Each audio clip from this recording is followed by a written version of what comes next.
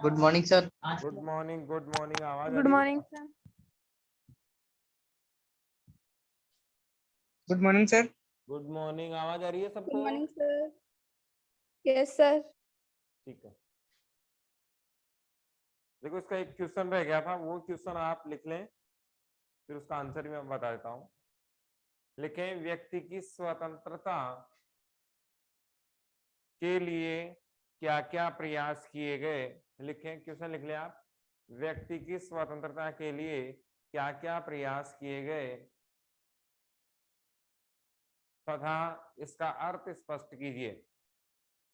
तथा इसका अर्थ स्पष्ट कीजिए। व्यक्ति की स्वतंत्रता के लिए क्या क्या प्रयास किए गए तथा इसका अर्थ स्पष्ट कीजिए। ठीक है, क्वेश्चन लिख लिया आपने? Good morning sir. आप आंसर लिख लें इसमें। बौद्धिक चिंतन, लंबा मानसिक व बौद्धिक चिंतन। बौद्धिक चिंतन पहला बिंदु लिखें, फिर इसमें 2-4 लाइनें लिखनी है, फिर मैं बता देता हूँ क्या लिखना है। बड़ा क्वेश्चन तैयार हो रहा है ये। इसमें पहला बिंदु आप लिख लें आंसर में, लंबा मानसिक व बौद्धिक चिंतन। लंबा मानसिक व बौद्धिक चिंतन, पहला बिंदु लिख लिया। अब सुन लो क्या है, फिर लिखेंगे। देखो, इसमें क्या था कि जब हमारे 1900 के बाद के घटनाक्रम को देखें, 1857 से तो चल ही रहा था, लेकिन 1900 के बाद के घटनाक्रम को देखें तो यहाँ पर ये स्थिति ज्यादा नजर आती है। मानसिक जो समीकरण हैं, मानसिक जो मांगे थी, मानसिक जो विचार हैं, वे ज्यादा बढ़ने लग गई और इनमें सवाल उठने लगे कि भाई कौन से कानून सही हैं और कौन से कानून गलत। इसका मतलब ये किस पे तय होता है सही गलत? मानसिक चिंतन से, सोच विचारने से, शिक्षा से, समाज का ज्ञान होने से और परिस्थितियों को जानने पहचानने से हम सही गलत का फैसला कर पाते हैं। मानसिक और बौद्धिक चिंतन इसे ही कहते हैं।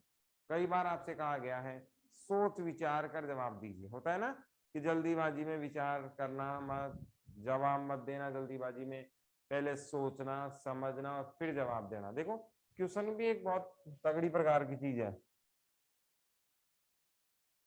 क्वेश्चंस देखो क्या होता है। सबसे पहले क्वेश्चन टीचर ने किया तो आंसर का तरीका क्या है? सबसे पहले लर्निंग, सुने आप, है ना। सबसे पहले क्या करें? लिसन, है ना, लिसनिंग करें, सुनने, सुनने के बाद मनन करें। मनन करें, मानसिक बौद्धिक चिंतन है, दिमाग में जाएगा। मनन करने के बाद अंतिम निर्णय लें।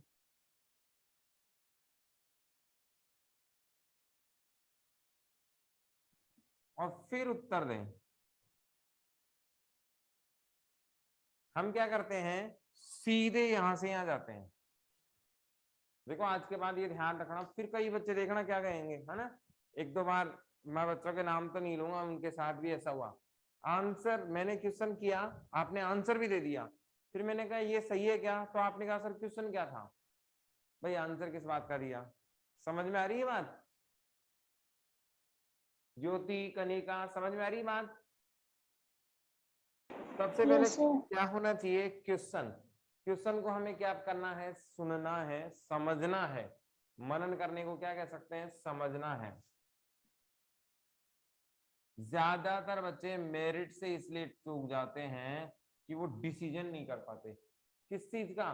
क्वेश्चन क्या है इस चीज का, आंसर क्या है इस चीज का। नहीं, आंसर तो उन्हें आता ही है, लेकिन वो ये सही जजमेंट नहीं कर पाते कि क्वेश्चन पूछ क्या रहा है। अगर वो ये सही जज कर पाए तो वो मेरिट में 100% आ जाएंगे। कभी ऐसा हुआ है किसी क्वेश्चन का आंसर नहीं आया हो? क्वेश्चन समझ में नहीं आया, 2 सवाल 3 सवाल ऐसे होते हैं कि क्वेश्चन समझ में हमें नहीं आते। तो इस बात का हमें विशेष ध्यान रखना है। सबसे पहले क्वेश्चन को सुनना है, फिर मनन करना है, समझना है। फिर कई बार ऐसा होता है कि आंसर कितने होते हैं, 2 या 2 से ज्यादा नजर आ रहे होते हैं, होता है ना। ये भी हो सकता है, ये भी हो सकता है, होती है ऐसी स्थिति। 2 वेव्स हो सकते हैं, 2 रास्ते हो सकते हैं। तो ऐसी स्थिति में हम दृढ़ निश्चय हो जाएंगे भाई मैं तो इसके साथ ही जाऊंगा और यही आंसर होने वाला है, फिर बदले नहीं, फिर देख के उसका सही हो सकता है ऐसे नहीं, फिर अंतिम निर्णय पे और फिर उत्तर दें, तब आपकी मेरिट आती है। तो ये प्रोसेस समझ में आया? ठीक है, ये क्या है, मानसिक स्थिति का ही उदाहरण है। अब कोई बच्चा मेरे से आंसर देने के बाद अगर कोई पूछेगा सर क्वेश्चन क्या था दोबारा बताओ, तो ये गलत बात है। फर्स्ट टाइम में ही क्वेश्चन दोबारा पूछ लेना चाहिए। कि जैसे मैंने पूछा कि भारत आजाद कब हुआ, कई बच्चों ने बता भी दिया 1947, 48, 50, अलग अलग आंसर आए। मैंने 50 वाले से पूछा कि आपका आंसर सही है, फिर वो पूछा सर क्वेश्चन क्या पूछा था आपने, तो ये गलत तरीका है ना। तो ये क्या है, मानसिक विचार मनन का एक एग्जाम्पल है। और आज के बाद हमें इसी तरीके से उत्तर देने हैं। तो इसमें क्या हुआ, 1900 के बाद मनन होना ज्यादा शुरू हो गया, विचारना ज्यादा शुरू हो गया। आप जानते हैं बंगाल विभाजन हमने देखा है ना, मुस्लिम लीग की स्थापना हमने देखी। 1919 में प्रांतीय क्या थी भाई विशेषता, 1919 शासन की विशेषता क्या थी,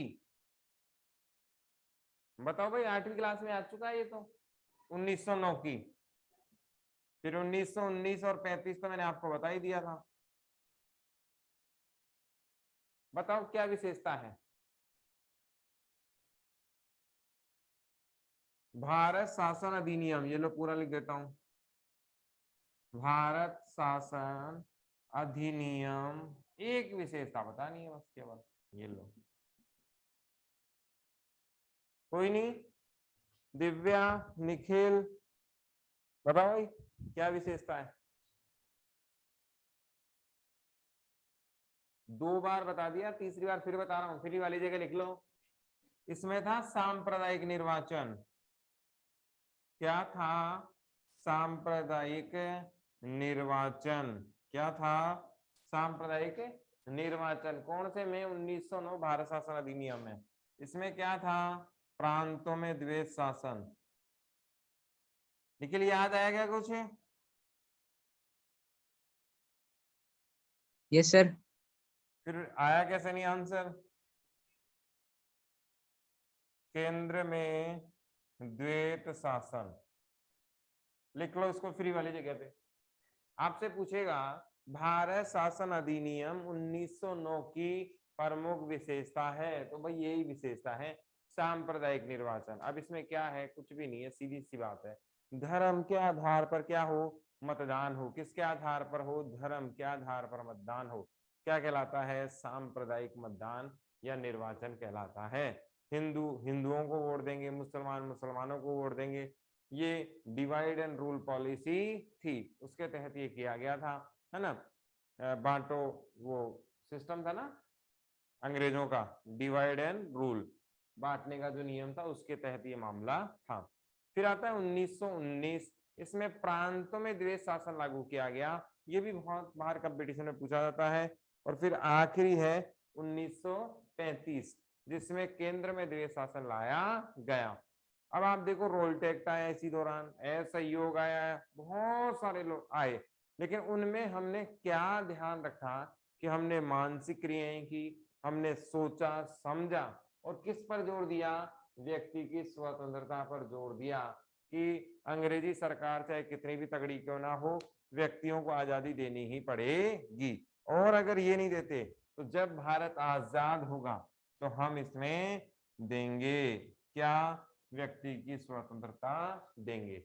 बताओ भाई पहला बिंदु किसके समझ में नहीं आया, व्यक्तिगत स्वतंत्रता हमें एक दिन में नहीं मिली है, इसका क्या है, लंबा इतिहास है। कैसा है, लंबा इतिहास रहा है, लंबी सोच रही है, बहुत बड़ा बौद्धिक चिंतन हमने किया है, लंबे समय तक बौद्धिक चिंतन किया है। हमारे विद्वानों ने सही गलत दोनों पक्षों को देखकर फिर निर्णय लिया है कि अगर व्यक्ति की स्वतंत्रता हम नहीं देते हैं तो फिर यहाँ पर अस्थायी लोकतंत्र ही रहेगा, स्थायी लोकतंत्र नहीं।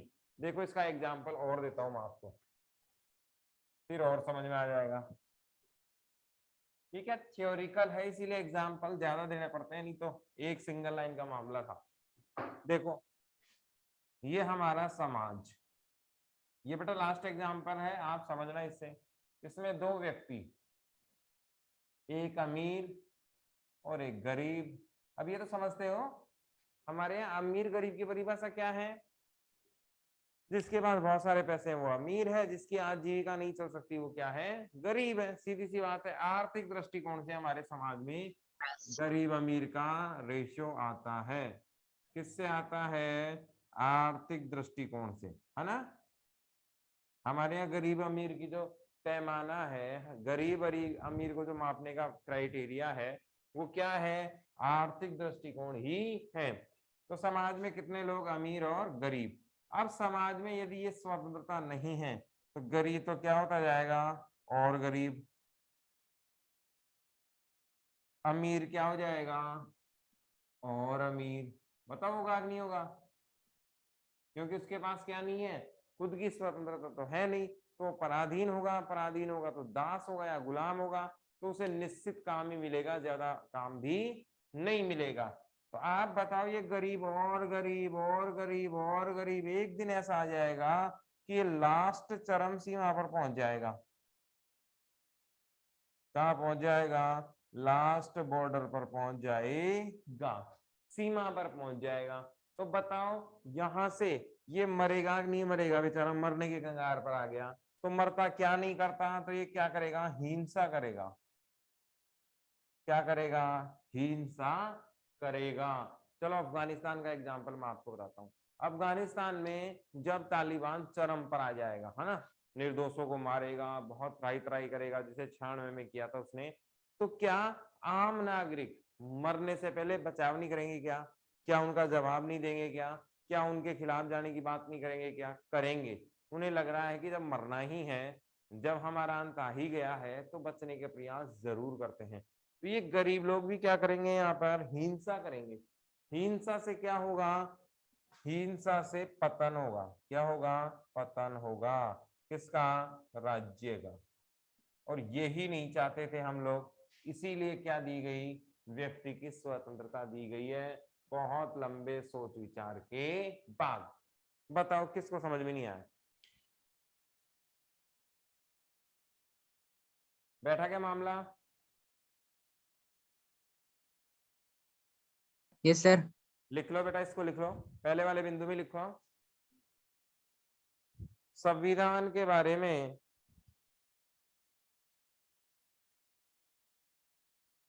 संविधान के बारे में यदि हम संविधान के बारे में यदि हम बहुत गौर से देखें,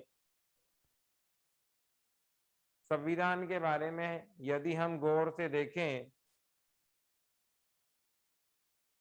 तो संविधान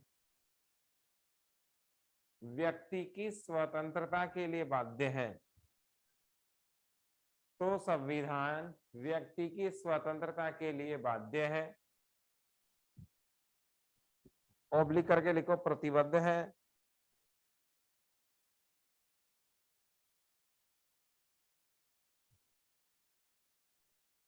प्रतिबद्ध है। यह स्वतंत्रता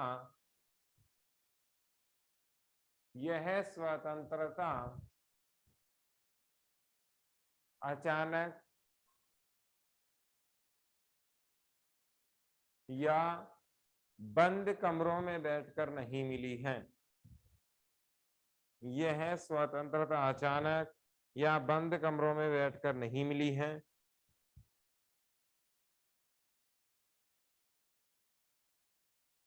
इसके लिए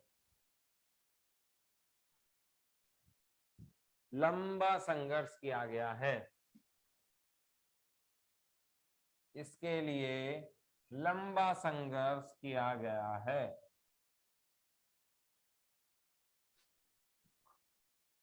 ठीक है। दूसरा बिंदु देखो, प्रेस की आजादी।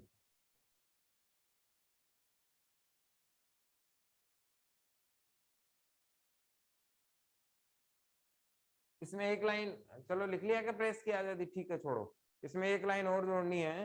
लंबा संघर्ष किया गया है और बौद्धिक चिंतन से ये प्राप्त हुई है। लंबा संघर्ष किया गया है और बौद्धिक चिंतन से प्राप्त हुई है। अब देखो इसमें सिंपल सी बात है, बौद्धिक चिंतन का मतलब क्या होता है? बुद्धि, है ना। बौद्धिक का मतलब बुद्धि ही होती है, मानसिक का मतलब मानसिक क्रियाएं। कहीं कोई दिक्कत इसमें नहीं होनी चाहिए। प्रेस की आजादी देखो, राजा राम मोहन राय ने, मोहन राय ने इसकी वकालत की। किसकी वकालत की? प्रेस की आजादी की वकालत की। अब ये प्रेस क्या है? मीडिया है। अपने घर वाली प्रेस नहीं है ना, स्त्री जिसे बोलते हो वो नहीं है, मीडिया की बात कर रहे हैं। मीडिया कितने प्रकार का? बहुत सारे प्रकार का है ना। प्रिंटिंग मीडिया है, इलेक्ट्रॉनिक मीडिया है। चलो एक बात बताओ,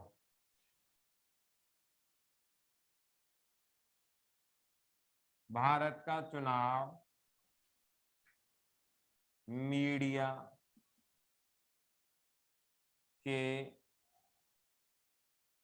ऑफिसों में लड़ा जाता है,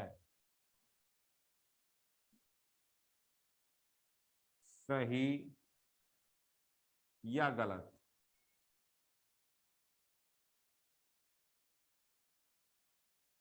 बताओ क्या? भारत का चुनाव मीडिया के ऑफिसों में लड़ा जाता है, या मीडिया ऑफिस लिख लो, हिंदी में कोई दिक्कत नहीं है ना। भारत का चुनाव मीडिया के ऑफिसों में लड़ा जाता है, बताओ सही या गलत?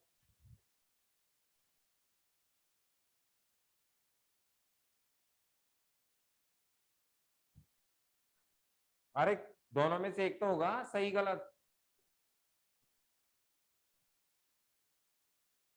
प्रिया? सर गलत। गलत। और सही के पक्ष में कोई है क्या? निखिल? आजकल निखिल जवाब नहीं देता, क्या बात है? ना दिव्या बोलती है, मौन व्रत धारण करके आते हैं क्या सब? सही गलत दोनों में से एक तो होना ही है, क्या होगा? गलत है सर। गलत है, ठीक है। और कोई? सर गलत। गलत है। मेरा आंसर ये है। अब पूछो तो सही, कैसे कि हम तो सारे एक तरफ थे, आप अलग कैसे हो गए? है कि नहीं है? कैसे? पहले तो ये सवाल लिख लो फ्री वाली जगह, है ना। ये इस टॉपिक से जुड़ा हुआ नहीं है, आगे आएगा, तो मैंने इसको यहीं लिख दिया जब प्रेस की आजादी की बात हुई तो, है ना। सवाल लिख लो फ्री वाली जगह, भारत का चुनाव मीडिया के ऑफिस में लड़ा जाता है, स्पष्ट कीजिए।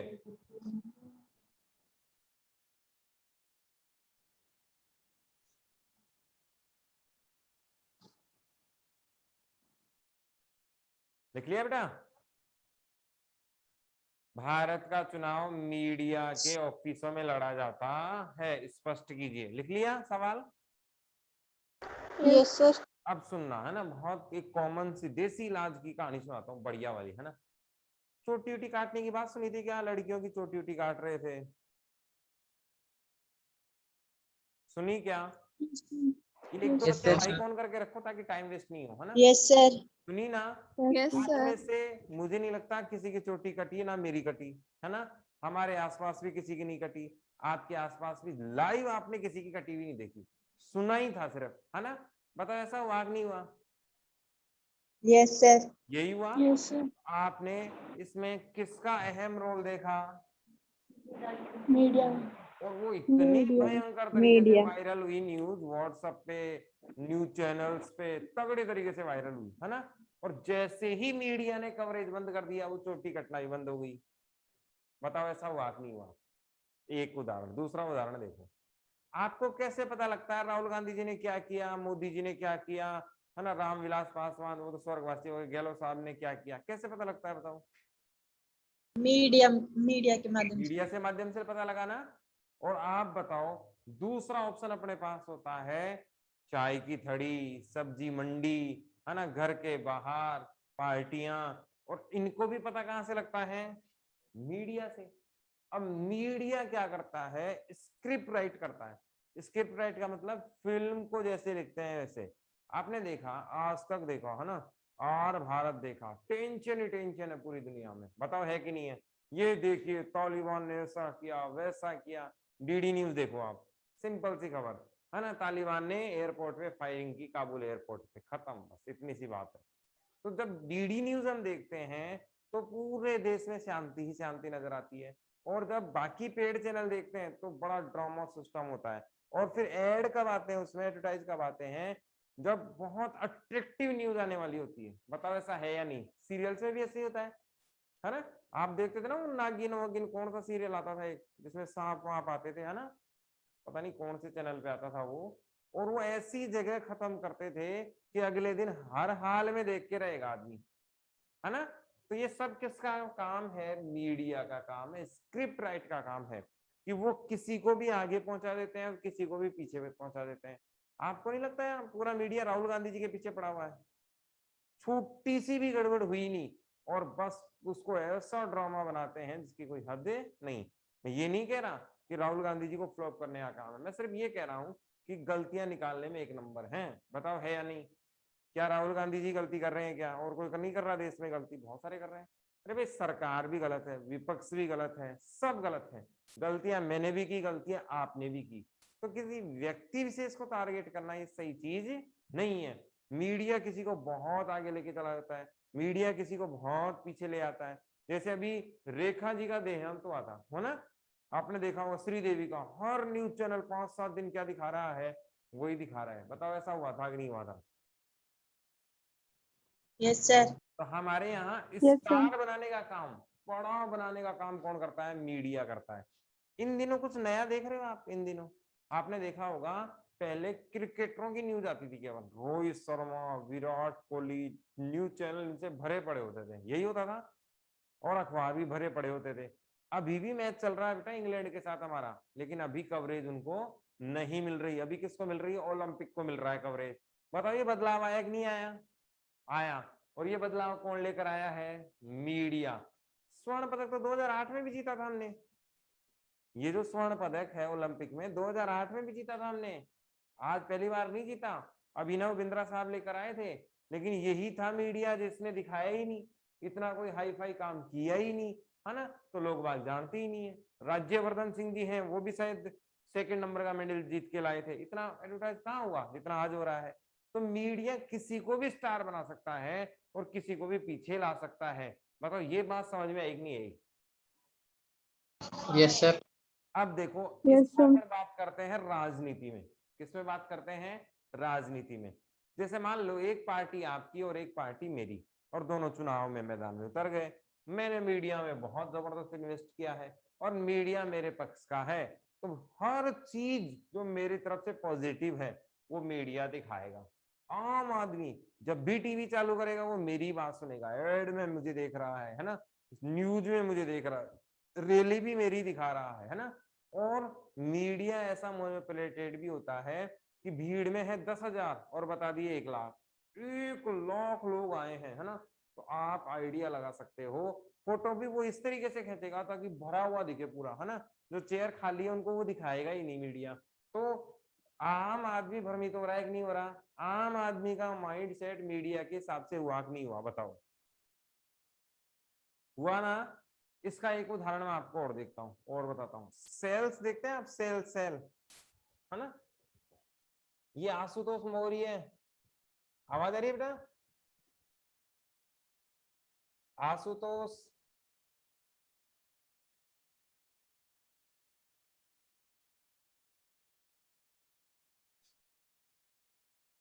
ये आप लोग है ना बेटा, पिक्चर उच्चर मत लगाया करो, बाकायदा आप नाम लिख दिया करें, है ना, कोई दिक्कत नहीं है। हम बात कर रहे थे सेल की, है ना। ये देखो 10 मिनट बचे हैं, ब्रांडिंग सेल है, ऐसा है वैसा है। ज्यादातर ये बालिकाएं देखती होंगी, ऐसा होता है ना बेटा, ऐसे चैनल्स आते हैं सेल्स वाले, और आप उनपे भ्रमित हो जाते हो और वो इस तरीके से अट्रैक्टिव दिखाते हैं कि हमारा माइंड सेट उसी प्रकार से हो जाता है। तो बताओ ये बात समझ में आई क्या कि मीडिया हमारे माइंड को प्रभावित करता है? ये बात समझ में आई क्या?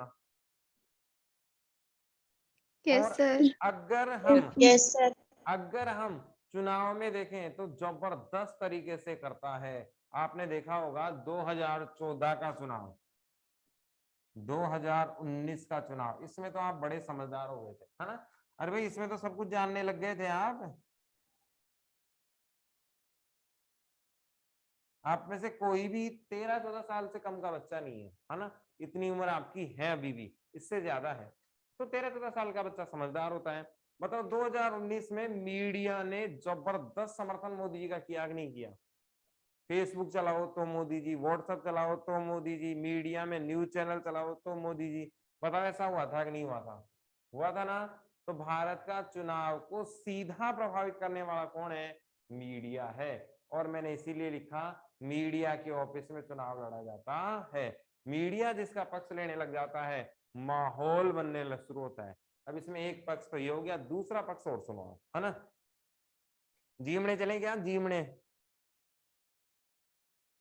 पहुंच गए सब? Yes sir. हाँ, अब जीमणे बैठ जाओ एक पंगत के अंदर। और लास्ट वाले भाई ने कहा कि सर खाना खत्म होने वाला है, एक बार में डबल डबल ले लेना। क्या कहा? खाना खत्म होने वाला है, एक बार में ही क्या ले लेना? Double double. तो ये बालिकाएं है ना 4-4 बार डलाने लग गई है ना, 4-4 बार। उन्होंने कहा भाई 4 लड्डू एक साथ ही रख दे, हमने भी 4-4 बार डलवा लिया भाई, 4 बार टाइम का एक ही साथ डाल दे, दोबारा आने का मौका मिलेगा कि नहीं मिलेगा, 4 है ना, दोबारा हमें खाना मिलेगा या नहीं। तो हमने 4 टाइम का एक साथ ही डलवा लिया। ऐसा क्यों हुआ? एक वायरल मैसेज के कारण, है ना, भ्रमितपन के कारण। ऐसे ही देखो आपने सुना होगा कई बार, ऐसी कोई दुर्घटना हो गई कहीं, सुना जैसे हमने चोटी घाट वाला ना, तो एक माहौल क्रिएट होता है। क्या होता है? माहौल क्रिएट होता है, और इसे हम मनोवैज्ञानिक प्रभाव कहते हैं। क्या कहते हैं? मनोवैज्ञानिक प्रभाव कहते हैं। जैसे मान लो ए नाम का व्यक्ति है ना, जैसे इसमें नाम लेते हैं अपन निखिल का। किसका लेते हैं? निखिल का। निखिल चुनाव लड़ रहा है, और निखिल चुनाव जबरदस्त हारने वाला था, कोई टक्कर में है ही नहीं निखिल। लेकिन क्या हुआ? आप लोग कहाँ गए? मार्केट। कहाँ गए? मार्केट। मार्केट में कोई निखिल का चाहने वाला था, उसने कहा कि इस बार तो निखिल जीतने वाला है। कौन जीतने वाला है? निखिल। आप बताओ, थोड़ा सा पॉजिटिव वहां से हुआ। फिर आप दूसरी शॉप पे गए, वहां भी आपको ये सुनने को मिला। आपने 10 लोगों का, उन 10 लोगों ने और 10 लोगों का, और आपने पैसे देकर भीड़ एकत्रित कर ली, पैसे देके लोगों को बुला लिया, और वो आपके अनुयायी नहीं थे, वो आपको जानते वानते भी नहीं, सिर्फ पैसे लिए और भीड़ इकट्ठी कर ली। अब जनता में क्या मैसेज गया? जीतने वाला कौन है? निखिल। आप देखो ये हार रहा था शुरुआत से, लेकिन क्या बना? मनोवैज्ञानिक प्रभाव बना। क्या बना? मनोवैज्ञानिक प्रभाव बना। और ये मनोवैज्ञानिक प्रभाव निखिल की हार को किस में बदल देगा? जीत में बदल देगा। जो वोट इनको नहीं देने वाले थे, वे भी वोट देकर आएंगे। वो सोचेंगे हारने वाले को क्यों दे भाई, जब जीत यही रहा है तो वोट भी हमें किसको देना है? इसी को ही देना है। बताओ समझ में आया मनोवैज्ञानिक प्रभाव किस प्रकार से काम करता है? तो चुनाव में मीडिया का भी मनोवैज्ञानिक प्रभाव है, और मनोवैज्ञानिक प्रभाव वैसे भी होता है जो परिस्थितियों को बदल देता है। बताओ ये समझ में आया मामला? Yes sir. इसमें कोई सवाल हो तो बताओ। क्लियर? तो इसमें लिख लो प्रेस की आजादी, दूसरा बिंदु लिखो इसमें, प्रेस की आजादी। आशुतोष आवाज आ रही है? हाँ सर। बेटा ये डीपी क्यों लगा रखी है आपने? पिक्चर लगाने की आवश्यकता है ना? ये पिक्चर उच्चर मत लगाया करो, नाम ठीक है। इसमें लिखो राजा राम मोहन राय ने 19वीं सदी के शुरुआत में 19वीं सदी के शुरुआत में प्रेस की आजादी की बात कही। प्रेस के ब्रैकेट में लिख लेना मीडिया। प्रेस की आजादी की बात कही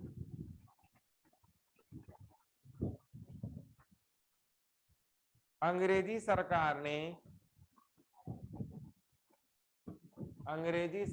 ने प्रेस की आजादी पर रोक लगा रखा था। अंग्रेजी सरकार ने प्रेस की आजादी पर रोक लगा रखा था, उसे पूरी तरीके से हटाने की मांग की।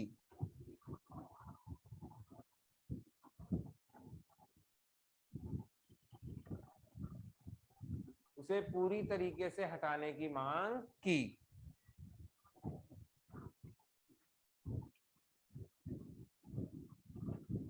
इनके अनुसार, राजा राम मोहन राय के अनुसार, इनके अनुसार राज्य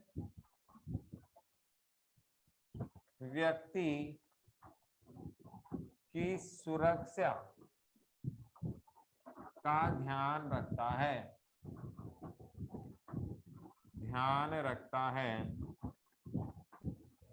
इसीलिए प्रेस की आजादी भी होनी चाहिए। इनके अनुसार राज्य व्यक्ति की सुरक्षा का ध्यान रखता है, इसीलिए मनमानी, इसीलिए प्रेस की आजादी होनी चाहिए। राज्य व्यक्ति की सुरक्षा का ध्यान रखता है, इसीलिए प्रेस की आजादी होनी चाहिए।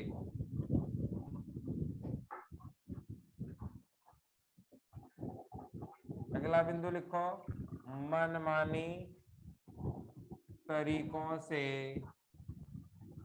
गिरफ्तारी। ये सब सुना क्या?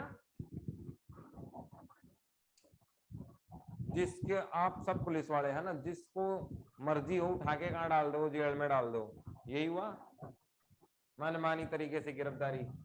क्या है इसके लिए एक शब्द यूज किया था हमने, बताओ भाई क्या था?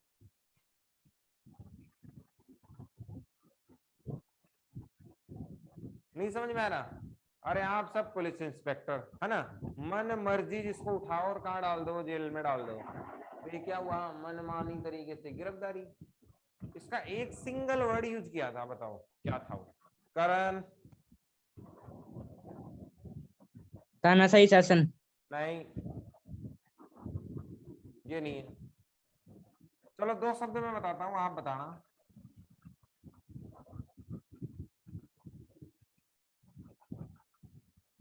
याद आया कुछ?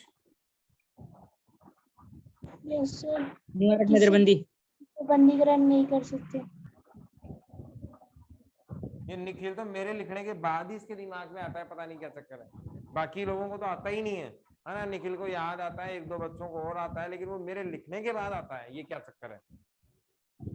अरे भाई, जब मुझे ही लिखना है, मुझे ही याद रखना है, तो फिर पढ़ाने की क्या जरूरत है? मैं ही एग्जाम दे दूंगा, है ना? थोड़ा सा दिमाग पे जोर डाला करो। हुई थी ना ये बात, अपने डिटेल से हुई थी। अरे हुई थी ना, फिर कैसे भूल जाते हो? क्या था निवारक नजरबंदी? यही तो था, है ना? कि अपराध हुआ नहीं है, होने वाला है। इसका मतलब बेअपराधी को, बेअपराधी को क्या कहेंगे? निरपराधी को, है ना? किसी भी भोले भाले इंसान को उठा लाओ, कहाँ डाल दो? जेल में डाल दो। क्या कहलाता है? मनमानी तरीके से गिरफ्तारी कहलाती है। आप देखो, रोल टेक्ट याद आया? यही तो था। आपातकाल यही तो था, है ना? तो ये हमें देसी भाषा में मैं इसीलिए समझाता हूँ ताकि अपने समझ में आए, है ना? बाकी तो मैं बहुत, जैसे राजनीति वाली भाषा क्या है, ऐसे व्यक्ति जो निर्दोष हैं उनकी स्वतंत्रता को बाधक बनाकर उन्हें गिरफ्तार किया जाए और बिना किसी कारण उन्हें क्या कर लिया जाए? जेल में डाल दिया जाए। ये भाषा ना तो आपको समझ में आने वाली, ना मेरे को समझ में आने वाली, है ना? इसीलिए मैं देसी भाषा में बताता हूँ बेटा। अब आपको फिर भी याद नहीं है तो बताओ क्या किया जा सकता है? आप ही बताओ तरीका क्या करें, ठीक है ना? अब याद रहेगा, मनमानी तरीके से गिरफ्तार करने को क्या कहते हैं? निवारक नजरबंदी। चलो ये बताओ, बंदी प्रत्यक्षीकरण क्या था? फटाफट बताओ, टाइम होने वाला है, जल्दी। किसी भी अपराधी को बंदी नहीं कर सकते। जोर से बोल बेटा, जोर से। क्या हुआ प्रिया? प्रिया ने बताया क्या? ज्योति ने? सर मैं बताऊं, हाँ, न्यायालय, पुलिस